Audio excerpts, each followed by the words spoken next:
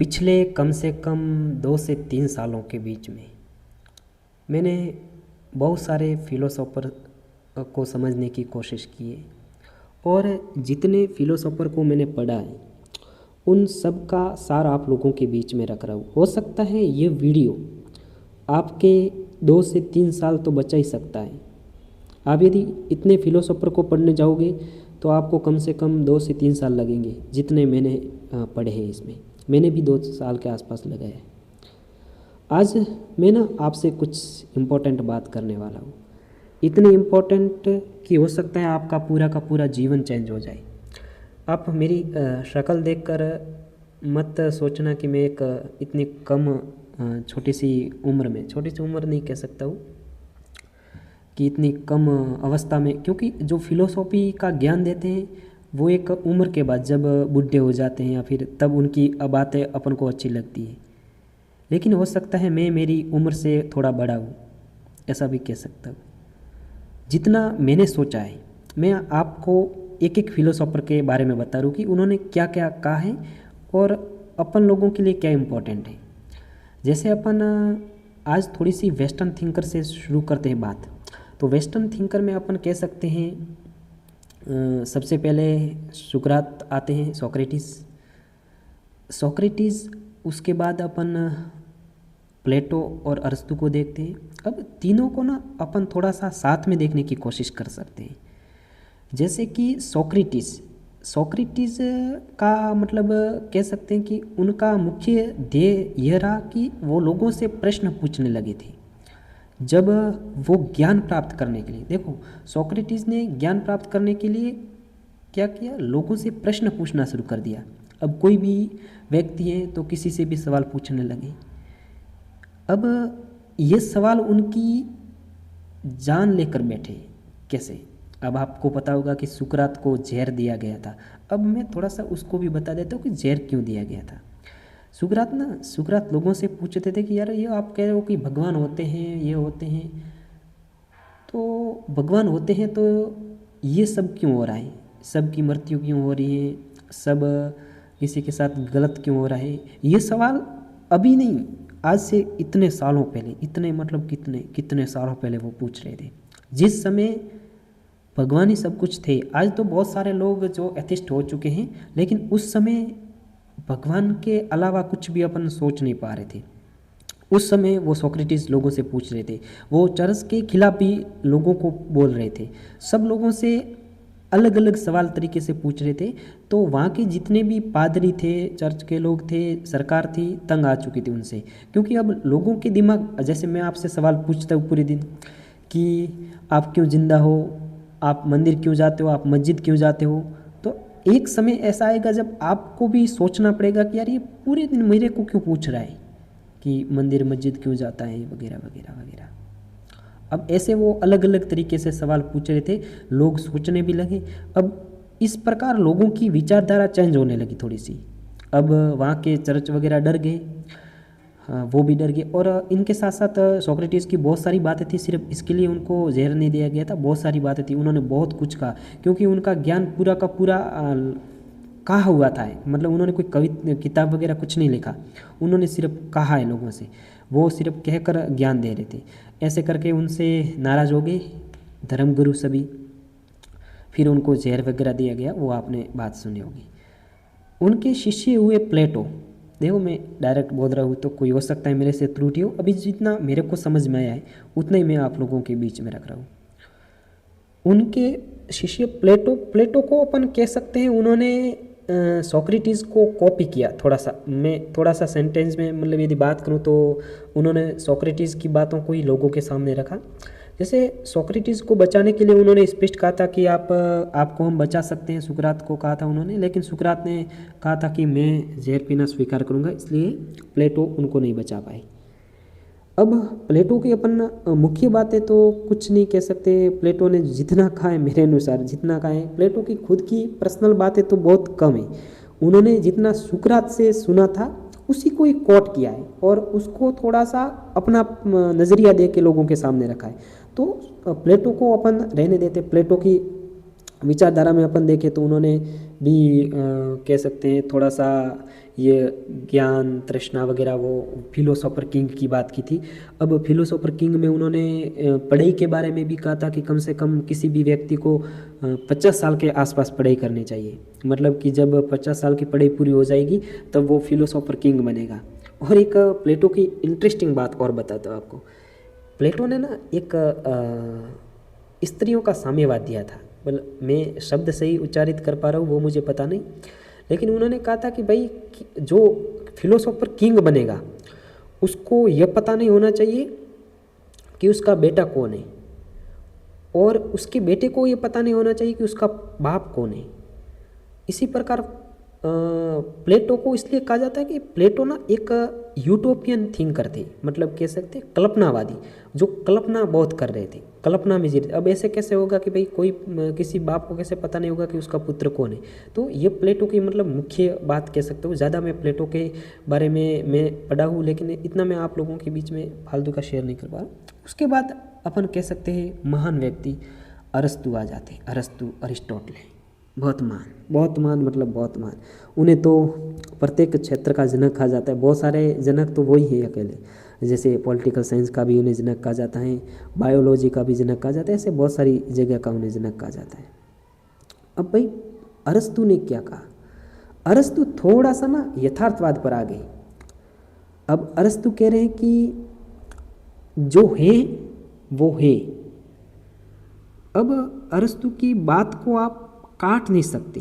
अब कैसे कि अरस्तु ये कह रहा कि मैं भाई, जैसे उन्होंने भी प्लेटो से सीखा है, वो कह रहे कि मैं आप मुझे हरा नहीं सकते क्योंकि मैं आपसे जीतना नहीं चाहता। वो प्लेटो से उन्होंने सीखा है, उसको ना थोड़ा सा अलग पर्सपेक्टिव में रखा लोगों के सामने। अरस्तु की मुख्य बात अपन करें तो उसमें आ जाता है, उन्होंने राजनीति पर बहुत उस समय उन्होंने राजनीति को एक अच्छे नज़रिए से लोगों के सामने रखा। उन्होंने ये पॉलिटी का शासन, आपने सुना होगा पॉलिटी का शासन, उन्होंने राजतंत्र को भी नहीं मतलब कहा, लेकिन पॉलिटी का शासन उन्होंने कहा। उस समय भी उन्होंने लोकतंत्र का विरोध किया था। मैंने जितना पढ़ा उसमें लगा कि उन्होंने जिस नज़रिए से उन्होंने कहा, उन्होंने लोकतंत्र को एक भ्रष्ट तंत्र कहा कि सबसे यदि शासन का निम्न स्तर है तो वो लोकतंत्र है। लोकतंत्र के बारे में उन्होंने बिल्कुल ये कहा कि लोकतंत्र नहीं होना चाहिए, उसकी जगह पॉलिटी का शासन होना चाहिए, राजशाही या फिर राजतंत्र कह सकते हैं थोड़ी सी अपन लैंग्वेज में। प्लेटो का अरस्तु का एक शिष्य हुआ अलेक्जेंडर महान। आपने नाम सुना होगा अलेक्जेंडर महान। अब देखो उस समय ना जब अरस्तु थे, अलेक्जेंडर महान थे, अलेक्जेंडर के सामने एक बहुत रोचक कहानी आप लोगों को, एक आपने फिलोसोफर नाम सुना होगा डायोजनीस एक नई दुनिया का व्यक्ति। मेरे अनुसार यदि आप जीवन को जीना चाहते हो तो डायोजनीस को आपको पढ़ना चाहिए। डायोजनीस ने सब कुछ छोड़ दिया भाई। बहुत पैसे थे उनके पास, बहुत था, सब कुछ था, उन्होंने सब कुछ छोड़ दिया। सब कुछ मतलब सब कुछ। उनके पास में वो जंगल में बैठ गए सब कुछ छोड़ के। उनके पास में एक कटोरा था, कटोरा में वो जो भी पानी वगैरह पीते थे या फिर कोई भोजन मिल जाता था वहाँ खाते थे। वो तालाब के आसपास बैठे थे। वहाँ पर एक लड़का आया, उन्होंने लड़के को देखा तो लड़का ना जैसे तालाब में ऐसे हाथ करके ऐसे करके पानी लेके हाथ से पी रहा है पानी। तो डायोजनीस ने देखा कि ये हाथ से पानी पी रहा है तो मैं यह कटोरा रख के क्या करूँगा, मैं भी पी सकता हूँ हाथ से। उन्होंने वो कटोरा भी फेंक दिया, मतलब सब कुछ छोड़ दिया, मतलब सब कुछ छोड़ दिया। अब उस समय जैसे अपन ने बताया अरस्तु के शिष्य अलेक्जेंडर महान, मतलब सिकंदर कह सकते हैं अपन। सिकंदर विश्व भ्रमण पर निकले हुए थे तो वो उन्होंने नाम सुना था डायोजनीस का। उन्होंने सोचा कि चलो डायोजनीस से मिल के आ जाते हैं एक बार, हम महान सिकंदर हैं, महान ग्रेट सिकंदर जिसके पास सब कुछ है, एक बार उनसे भी मिल के आते हैं। डायोजनीस का नाम बहुत सुना है। वो गए डायोजनीस के पास। डायोजनीस धूप में बैठे थे और धूप में बैठे थे तो सामने सिकंदर खड़ा था। सिकंदर ने आकर डायोजनीस से कहा कि क्या कर रहे हो, आपको क्या चाहिए, मैं महान सिकंदर हूँ, आप कहो वो मैं आपको दिला सकता हूँ। सिकंदर ने कहा, भाई साहब आप मेरे आगे से हट जाइए, मुझे बस धूप आने दीजिए, बाकी मेरे को कुछ नहीं चाहिए। अब सिकंदर सिकंदर सिकंदर था। सिकंदर ने कहा कि यार मैं आपके सामने हूँ, मैं इतना महान महान सम्राट हूँ, आप मेरे से कुछ भी मांगो मैं देने को तैयार हूँ, फिर भी आप ये कर रहे हो। सिकंदर ने कहा क्या करूँगा मैं लेके। सिकंदर ने और सवाल किए कि सिकंदर से मतलब डायोजनीस से सवाल किए कि आप क्यों दौड़ रहे हो। सिकंदर ने कहा मैं एक दिन दुनिया का सर्वश्रेष्ठ व्यक्ति बनूंगा, दुनिया का सबसे महान सम्राट बनूंगा। डायोजनीस ने कहा तो फिर उसके बाद क्या करोगे। उसके बाद कहा कि बहुत राजधानियाँ मेरे कंट्रोल में होगी, बहुत सारे राजा मेरे अंडर में होंगे और मैं सबसे बड़ा हूँगा। उस डायोजनीस ने और कहा कि उसके बाद क्या करोगे। उसने कहा उसके बाद मैं अपने राज्य को और विस्तार करते करते महान बनाऊंगा और उसी के मैं राज करूंगा और मेरे आगे पीछे बहुत सारे लोग होंगे और वो होंगे। डायोजनीस ने कहा अच्छा उसके बाद क्या करोगे। उसके बाद कहा कि मैं आराम से फिर बैठ के महल के आगे यहाँ पहाड़ के ऊपर आराम से अकेला बैठ के आनंद लूँगा, आनंद से जीवन जीऊँगा।